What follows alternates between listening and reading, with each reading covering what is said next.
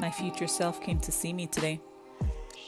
She told me that in order to have the life I saw her in, that fulfilled, peaceful, abundant life, I have to continue being a compassionate human who truly cares about people, who accesses empathy easily, and works in a timely way. Make every moment count. Make it last forever.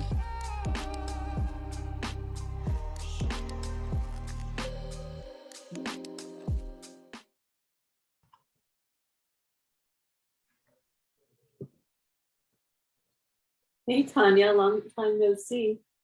Hello, Shilpa. We are laughing, guys, because we literally talk to each other every single day. Our sons have become like best friends. So bear with us with our little inside jokes. Although we've never actually met face to face, it's all been a Zoom friendship. Yeah, all Zoom, all a virtual friendship, which is flourishing, and it's just great.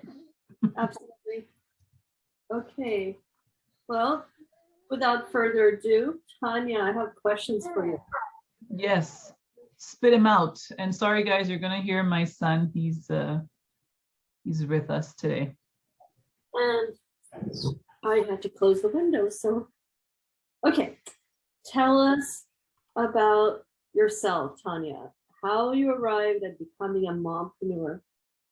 Okay, so about myself, I feel like that's such a loaded question every time I hear it, and I get to ask people that all the time. And the language is such a powerful tool, and I have become very conscious and mindful of the language I use on a day-to-day. So we tend to, as a society, give labels to everything, and I'd like people to challenge themselves to look beyond the labels and think of each quote unquote little title as a multifaceted entity. Everyone, is a multifaceted entity that is wrapped in mystery and all that life brings. So yeah, I don't know if that makes sense to people listening, but anyways, okay. So that being said, here are a couple things that I can say about myself. I'm a mother of 3 amazing children. My husband and I recently celebrated about 10 years of marriage. When I say about, people who've been married for a long time, you know what I mean by about. It's roughly. I have a little over 20 years of experience in customer relations in the medical field. I'm passionate about self-development, and that helps me in all aspects of my life. I played basketball for many years. So from elementary school all the way up until university, I played for the University of Concordia here in Montreal. And I mentioned that because I think it had a little something to do with my entrepreneurial spirit and my love of the human connection. I had an amazing set of now women who have become my very close friends that I've gotten through basketball. And so I'm very grateful about that. And the connection I've made with those people is just so strong. I was very shy as a child, and I had no sisters, so they became like my sisters, and it kind of got me out of my shyness. That and my amazing family and other friends just makes me love being around people and, yearning for that connection. And I think it's a great segue to the second part of the question, how I arrived at becoming a mompreneur. And to do that, I'll say that I've always had that lean towards entrepreneurship. I ventured into a couple of MLMs, multi-level marketing businesses, until I decided to go on to create Xenia Coaching. And then my children have helped me, or have helped give me the title of mompreneur, right? Because, you're not a mompreneur if you don't have children. Although you can be a mompreneur, I think, and have like pets, or just be that kind of nurturing soul. I think that should go out there in the world too. It's not necessarily, you know, having children, human children. So I'd say I've arrived at becoming a mompreneur through my need to connect with people at a deeper level. And of course, my deep desire to contribute. It would also be a huge disservice to anyone listening if I omitted welcoming a life of abundance. I really want that for myself and my family. A life of financial freedom is inevitable when business is done right. So I'm asking the universe, I'm waiting, it's coming. Like full abundance, like, you know, really pouring of abundance. I'm waiting. It's coming. I'm already very blessed. And by done right, I mean truly wanting what is best for the person you're serving. That's what I mean by done right.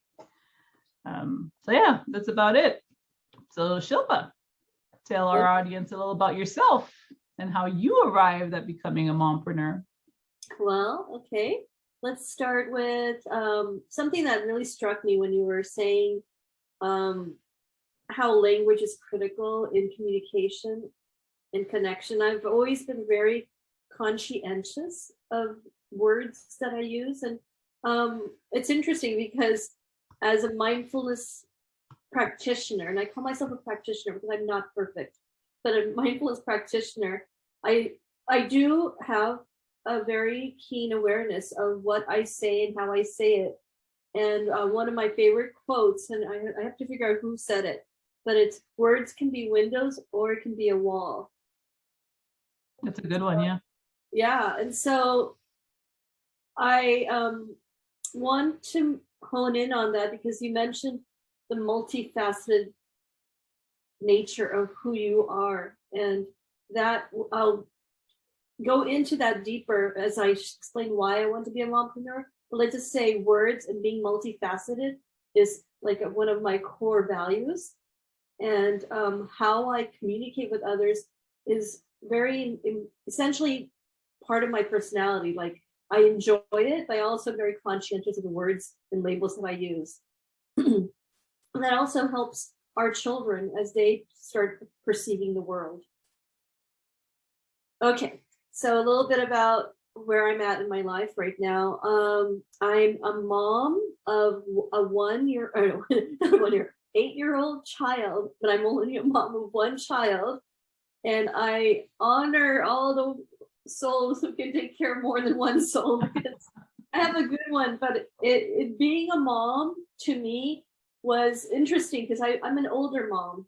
And so I was like in my 30s when I got married, and I think I was in my early 40s by the time I had my son.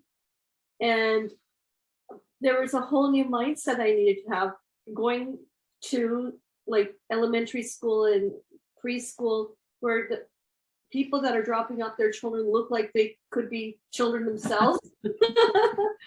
It was a different mindset, but I had spent most of my adult life in corporate, and it was a whole faceted, multifaceted world in of itself, but a world that had taken so much energy out of me. And that at some point, my journey was, well, I'd like to get married. I'd like to meet someone one day. And that'll be a new podcast one day. I'll go into that, how I met my husband. But I was like, I don't know, in my late 30s, and I finally met him. It was instant. It was connection.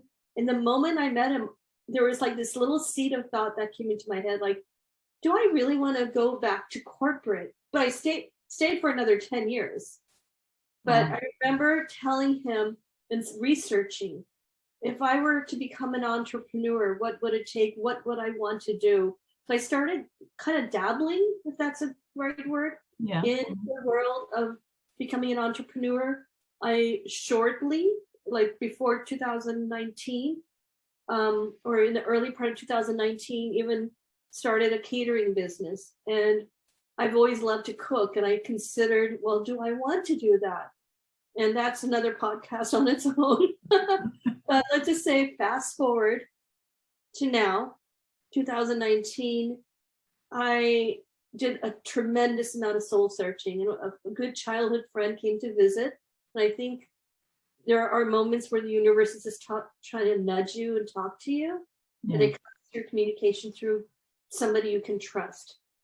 And this friend brought light to my life.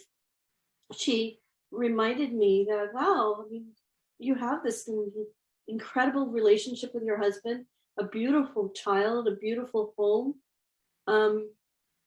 You have a good life. And I remember the very next day going for a walk with my husband and son. It was really sunny and beautiful. And I thought, I'm ready to be brave enough to try something new. And I had been researching different programs for meditation coaching. And I decided to get braver because I hadn't been working for a couple of years. I on again a little bit of consulting and contract. And I decided I'm going to go ahead and sign up for a program. And the program was to start in 2020. And ironically, the program started the week we went into lockdown. You know, in case you haven't heard, there was a world pandemic. And it happened to be the program where we met. The program where we met. And it was life-changing. I sincerely could see that I could not only transform myself, reform myself continually as a practitioner of meditation, but maybe I can also help other people, particularly women, because I often felt like there was no coach, there was no mentor that I needed when I needed one in corporate world. And they exist, but I was not fortunate enough to find it.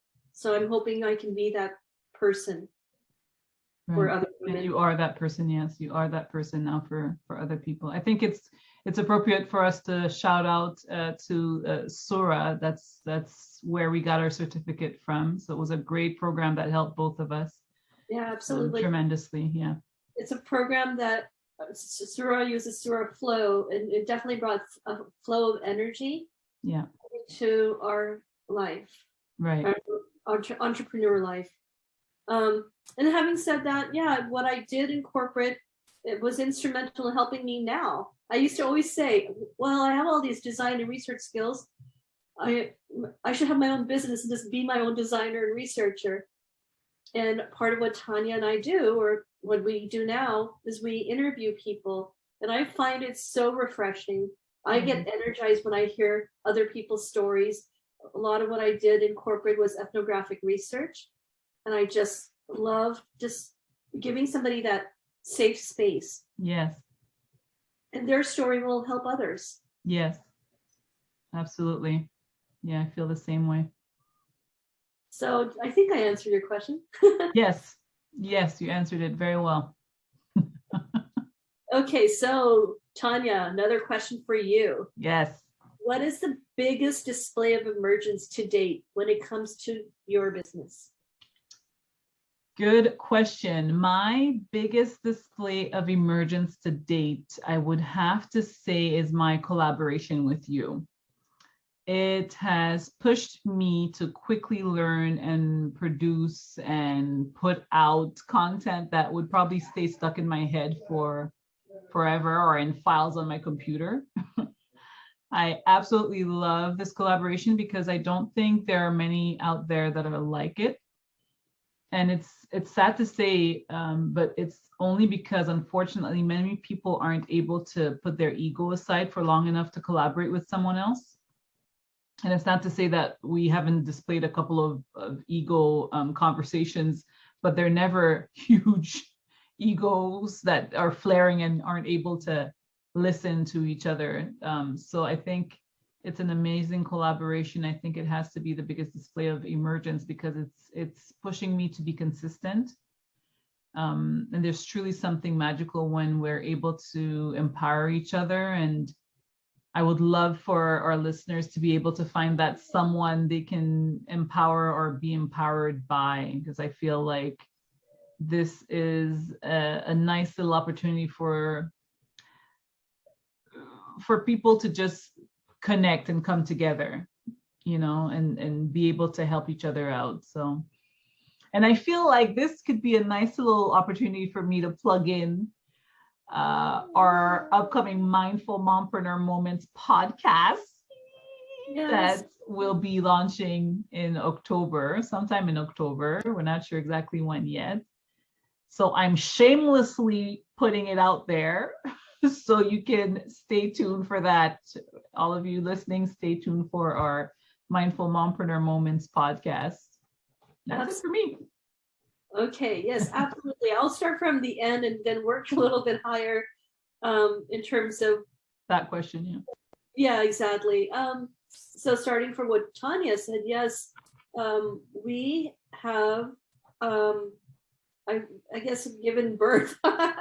Yeah, emerging into as mompreneurs. Yeah, emerging into another venture. Yeah. Yeah, to mindful mompreneur moments. Why moments? Because as practitioners of mindfulness, we know that everything happens in the moment, awareness and breath. Now, absolutely, I agree with Tanya that this collaboration was one of the most organically natural things that emerged in our friendship. And I had put the intention out over a year ago when Tanya had interviewed me for her podcast that, my God, you have sparked something in me and I want to do something with you. And I don't know what that is, but I would love to collaborate with you. Yeah, and you didn't even mention it really, eh? You just kind of put it out there in the universe. Yeah. You hadn't mentioned it right away. Not right away, yeah. Yeah, so the emerging nature of what has occurred here is that the collaboration has allowed me to heal on some level, because some of the things that I experienced in the last 20 plus years in corporate was often feeling isolation and lack of team camaraderie. And I think I had put in the universe that I hope one day I can be around like-minded individuals. And, you know, when Tanya, when you mentioned ego, I think often when I hear the word ego, it's like somebody thinks they're better or something, but in the collaboration, that's not how I feel it. I feel like with us, it's been more like two people with the best of intention who are very passionate and are driven, because the moment we decided to start working together, it's like we were describing, like we started having this momentum around ideas and thoughts that were maybe good ideas, but they were in boxes, you know? That's right. We had to open up the boxes and put them in the right places. Yeah. And so, I mean, we have come up with schedules, ideas that have been mapped out for the next year. And it's not just ideas anymore. There are things that are being lit on fire and action is being taken. And we show up for each other, which is great. But what's exciting is, again, going back to the end, is it's given us an opportunity to give a platform to other women who we believe can influence and be a catalyst to the change that others are going through. Not just women, we have men that will be on our podcast, but they each have a facet, going back to multifaceted. They have a facet of what it means to live a holistically integrated, mindful life.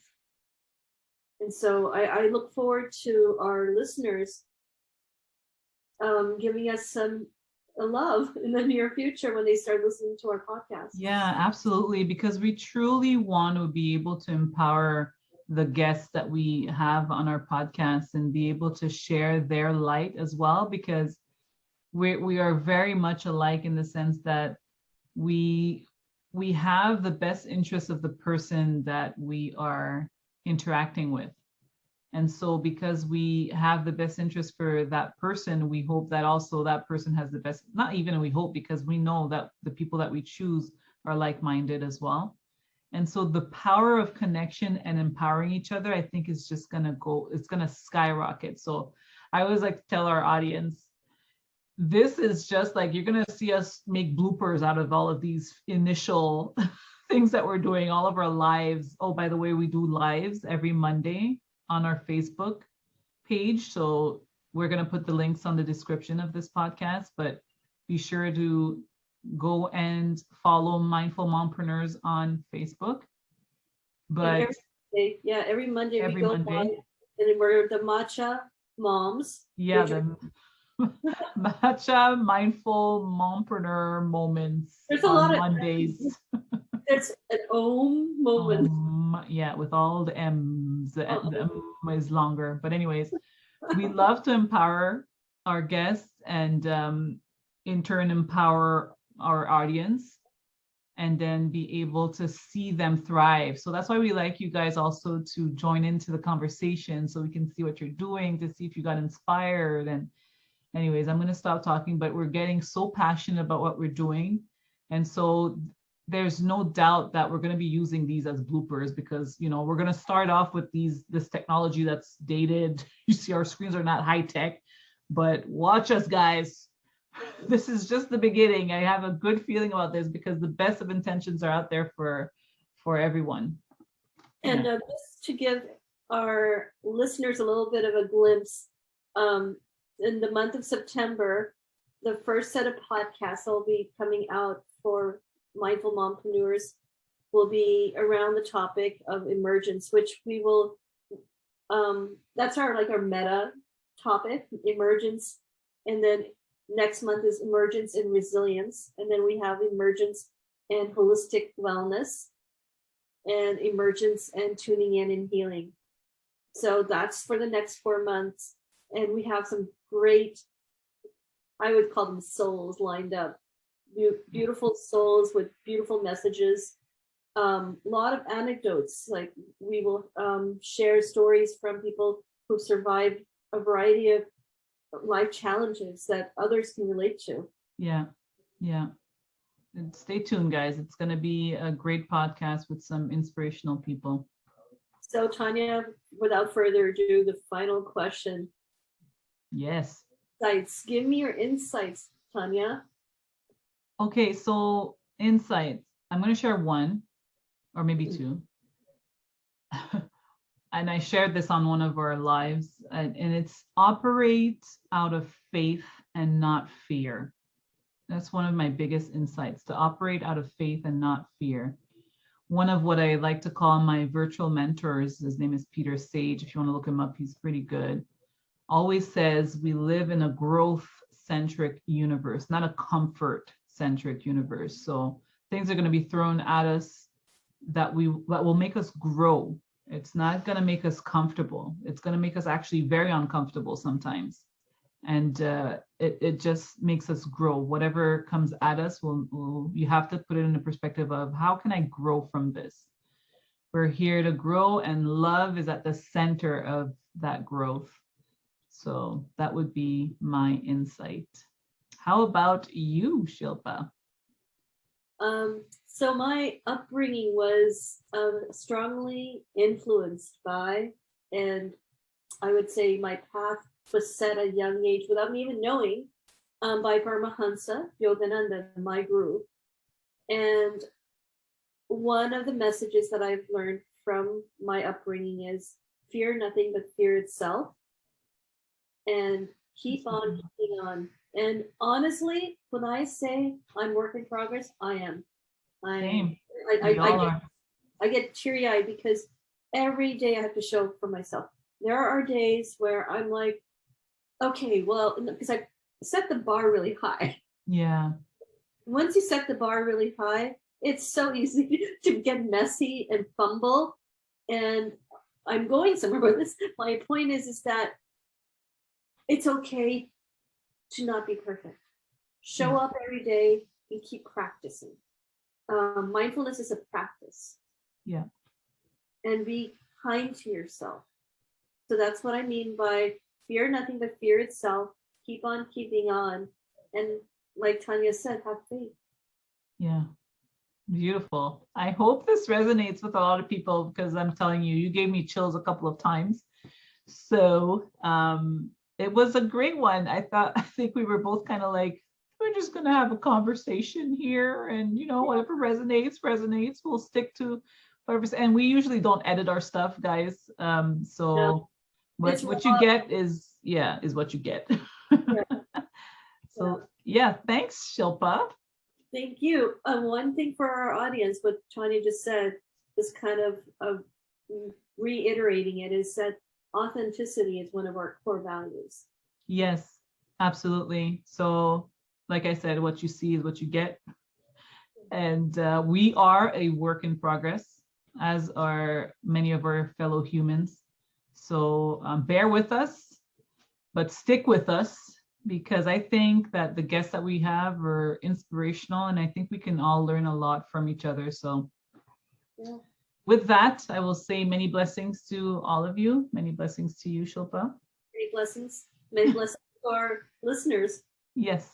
And future listeners who don't even know they'll be listening. Yeah, they don't even know it yet. Bye, guys.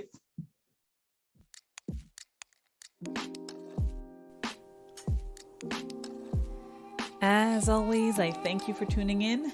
These episodes are meant to be of massive value to you, and so I hope you got something out of it. And if you did, all I ask in return is for you to give it a thumbs up, give it some love in the reviews, share with one or two friends whom you know will benefit from hearing this content.